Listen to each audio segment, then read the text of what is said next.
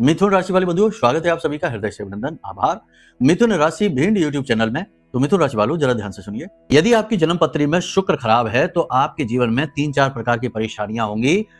ध्यान से देख लीजिए। शुक्र को अनुकूल बनाने का बड़ा शक्तिशाली महा उपाय हम आपको बताने जा रहे हैं। इस कार्यक्रम को सेव कर लो, ये आपको बहुत कुछ दे सकता है, जीवन की दशा और दिशा ही बदल सकता है। याद रखना कि इस कलयुग में, भौतिकवादी जीवन में शुक्र के पास वो सब कुछ है जो आपको चाहिए। जी हाँ, आपका नेम, फेम यानी कि यश, कीर्ति, आपका जीवन का सुख, भौतिक सुख, स्त्री सुख, पारिवारिक सुख, धन संपत्ति, गाड़ी बंगला, सब कुछ शुक्र आपको दे सकता है, क्योंकि वह मटेरियलिस्टिक प्लैनेट है, यह भौतिकवादी ग्रह है, वह सब कुछ आपको दे सकता है। लेकिन आज के इस समय और काल में लोगों का शुक्र ही खराब है।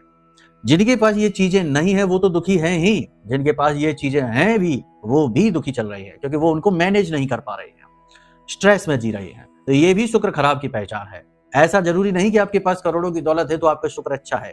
वो करोड़ों की दौलत आपको चैन से जीने नहीं दे रही है, दवा खा खा के नींद आ रही है, रोटी खाना नहीं खा पा रहे हैं, तो भी आपका शुक्र खराब है। समझ रहे हैं आप? यानी आप भोग तो पा ही नहीं रहे उन चीजों को, पास हो जाने से क्या है।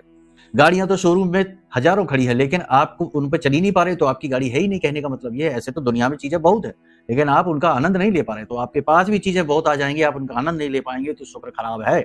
तो कहने का मतलब ये है कि शुक्र को अनुकूल कैसे किया जाए। दो चीजें हैं। पहली चीज, उपाय तो हम आपको बता ही रहे हैं, उसे तो ध्यान से सुन ही लो। पहली चीज ये है कि अपनी कुंडली एक बार जरूर दिखा लो, क्योंकि कहीं ना कहीं पैसे को लेकर, दाम्पत्य जीवन को लेकर, मान सम्मान को लेकर और मन के चैन सुकून को लेकर टेंशन है, तो शुक्र खराब है। उसे कुंडली के अनुसार अनुकूल करना जरूरी है, क्योंकि वह आपकी जन्म पत्री का दोष है।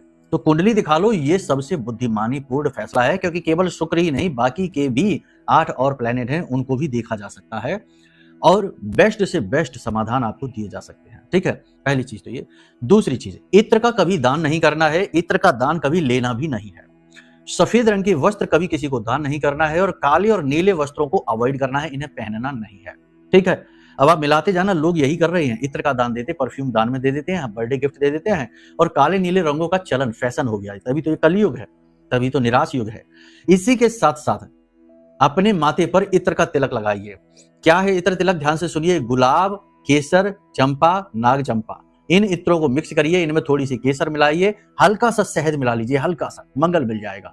शहद मिला लीजिए। अब इस तिलक को अपने माथे पर, अपने गर्दन पर, अपने गले पर और अपनी नाभि पर लगाइए प्रतिदिन। रात्रि को सोते समय इसी इत्र से अपने तलवों पर मसाज करिए, पैर के जो तलवे हैं उन पर हल्की सी मसाज करिए, और अपनी हथेली पर भी इस तरह शुक्र पर्वत पर मसाज करिए और सो जाइए। प्रतिदिन मंदिर जाइए और गुप्त रूप से धन का दान अवश्य करिए, उसका बखान न करिए, और आप देखिए